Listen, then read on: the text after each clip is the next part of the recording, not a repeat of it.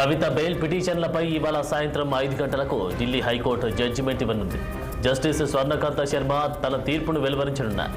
Liquor, ED, CBI కేసులో bail ఇచ్చేందుకు trial court నిరాకరించడంతో కవిత తరపు న్యాయవాది ఢిల్లీ హైకోర్టును ఆశ్రయించారు. హైకోర్టు వేసవి సెలవుల కంటే ముందే మే 28న కవిత బెయిల్ పిటిషన్లపై ఢిల్లీ హైకోర్టులో వాదనలు ముగియగా తీర్పును పెండింగ్లో పెట్టింది. లిక్కర్ కేసులో కవితను మార్చి 15న ఈడీ, ఏప్రిల్ 11న సిబిఐ అరెస్టు చేయగా ప్రస్తుతం కవిత తిహార్ జైల్లో జ్యుడిషియల్ రిమాండ్లో ఉన్నారు.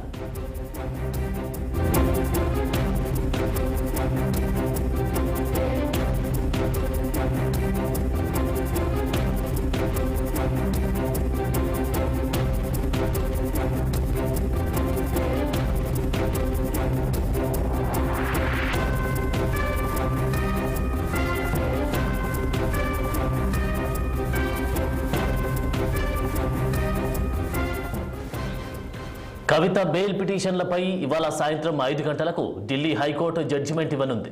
జస్టిస్ స్వర్ణకాంత శర్మ తన తీర్పును వెలువరించనున్నారు. లిక్కర్, ఈడీ, సిబిఐ కేసులో బెయిల్ ఇచ్చేందుకు ట్రయల్ కోర్టు నిరాకరించడంతో కవిత తరపు న్యాయవాది ఢిల్లీ హైకోర్టును ఆశ్రయించారు.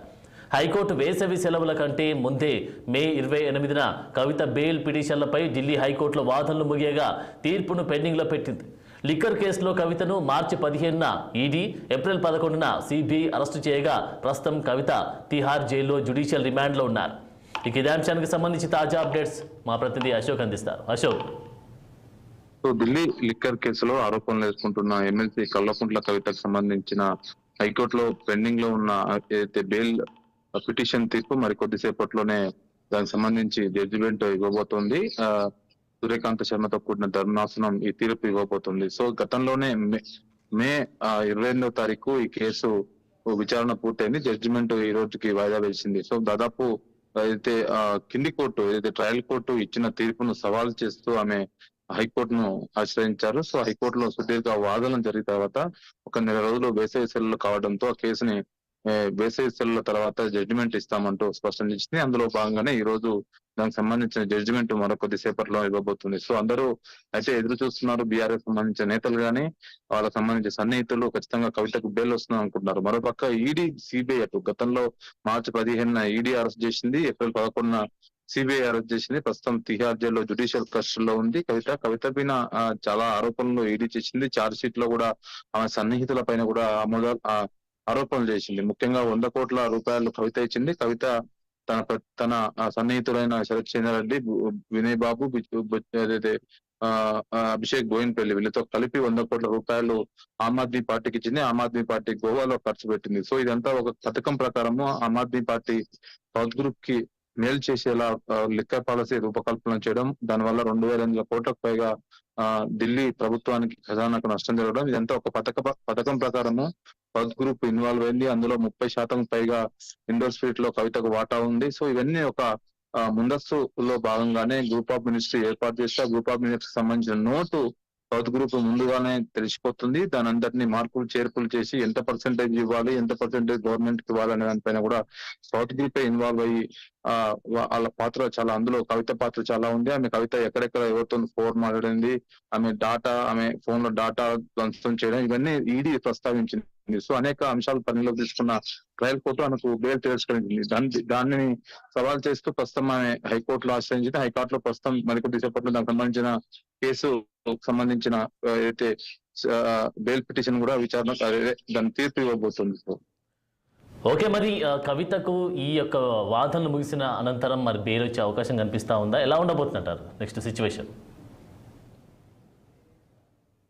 కవితకు సో మనం ఫ్లాష్ చూసుకుంటే తాజా కబురు, కవితకు బెయిల్ రిజెక్ట్ చేసినట్టు తెలుస్తుంది, బెయిల్ ఇవ్వనట్లు తెలుస్తుంది. హైకోర్టు బెయిల్ పిటిషన్ ఏదైతే పెండింగ్ లో ఉందో సో దాన్ని హైకోర్టు రిజెక్ట్ చేసినట్టు తెలుస్తుంది. సో మొత్తానికైతే హైకోర్టు దాదాపు నెల రోజుల పాటు ఏదైతే బెయిల్ పై అయితే ఇవ్వబోతుంది అనుకున్నారో సో కానీ ఓవరాల్ గా కవితకు బెయిల్ ఇవ్వనట్టు తెలుస్తుంది. ట్రయల్ కోర్టు ఏదైతే బెయిల్ రిజెక్ట్ చేసినా దాన్ని హైకోర్టు సమర్థించినట్టు తెలుస్తుంది. సో ప్రస్తుతం కాసేపు ఇప్పుడే మనకు అందుతున్న సమాచారం ప్రకారం ఢిల్లీ హైకోర్టు కూడా బెయిల్ నిరాకరించింది కాబట్టి కవిత ఇక తిహార్ జైల్లో ఉండాల్సిన పరిస్థితి వస్తుంది. ఒకవేళ ఢిల్లీ హైకోర్టు ఇప్పుడు పిటిషన్ అయితే ఆమెకు సంబంధించిన బెయిల్ పిటిషన్ తిరస్కరించింది కాబట్టి ఇప్పుడు ఆమె రేపు సుప్రీంకోర్టును ఆశ్రయిస్తారా లేదని మాత్రం మనం వేచి చూడాల్సిన అవసరం ఉంది.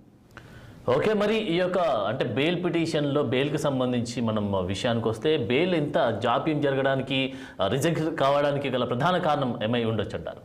సో ఖచ్చితంగా ట్రయల్ కోర్టులో సుదీర్ఘంగా 3 నెలల నుంచి కేసు నడుస్తుంది. ట్రయల్ కోర్టులో అనేక అంశాలు ఈడీ ప్రస్తావించింది. ఛార్జ్ షీట్ లో కూడా అనేక పేర్ల ఆరోపణలు వచ్చాయి. కవిత పాత్ర గురించి చెప్పింది. కాబట్టి ఢిల్లీ హైకోర్టు కూడా వాటన్నిటిని పరిగణలోకి తీసుకుంది. ఎందుకంటే trial court, CBI special court చాలా సుదీర్ఘంగా అది కేసును విచారిస్తూ వస్తుంది. అందులో భాగంగానే ఢిల్లీ హైకోర్టులో కూడా ఈడీ ప్రస్తావించింది. సో ట్రయల్ కోర్టు ఇచ్చిన తీర్పునే హైకోర్టు కూడా ఇవ్వాలంటూ స్పష్టం చేసింది.